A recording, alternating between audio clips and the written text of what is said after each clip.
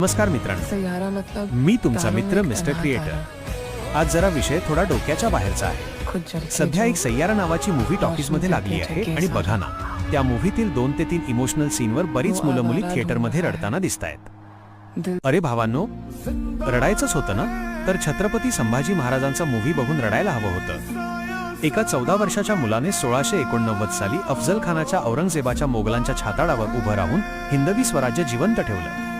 ज्यांच्या अंगावर गरम लोखंडाने कोरलं गेलं, अंग कापलं गेलं, नख उपसली गेली, डोळे फाडले गेले, पण तरीही त्यांनी धर्म नाही सोडला।